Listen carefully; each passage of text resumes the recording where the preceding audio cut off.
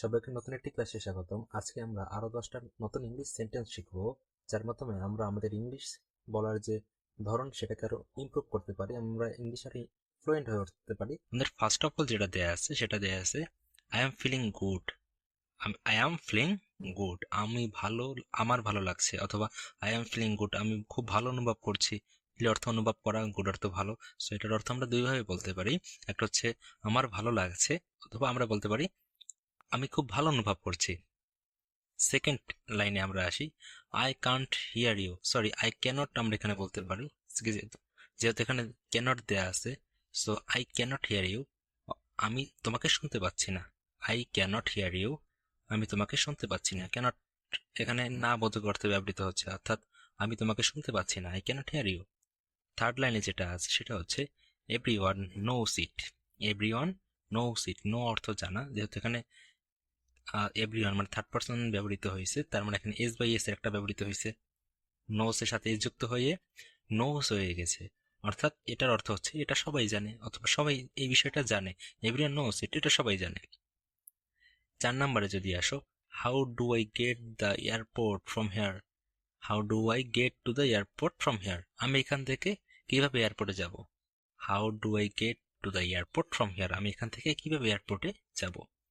5-এ আছে I would like to go for a walk. I would like to go for a walk, আমি হাঁটতে যেতে চাই। I would like to go for a walk, আমি হাঁটতে যেতে চাই। আচ্ছা, এখানে WALK, এটা ওয়াক কিন্তু উচ্চারণ হবে না, উচ্চারণ হবে ওয়াক। ওয়াক মিন্স হাঁটা। 6 নম্বরে আছে I need your help with something. I need your help, তোমার সাহায্য আমার প্রয়োজন। উইথ সামথিং, কিছু করতে বা কিছুর জন্য তোমার সাহায্য আমার প্রয়োজন। 7 নম্বরে আছে I am looking for a super market. Super market অর্থাৎ সুপার মার্কেট যেখানে মানে বাজার করে, ডেইলি বাজার। I am looking, looking for মানে খোঁজা। লুকিং ফর অর্থ কি? খোঁজা। যদি লুকিং এবং ফর একসাথে থাকে তার মানে লুকিং ফর অর্থ হচ্ছে খোঁজা।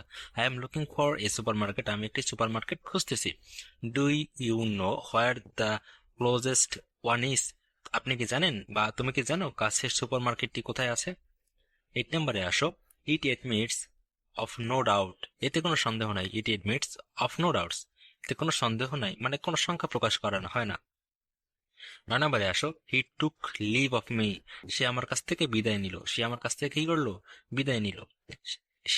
হি টুক লিভ অফ মি, সে আমার কাছ থেকে বিদায় নিল।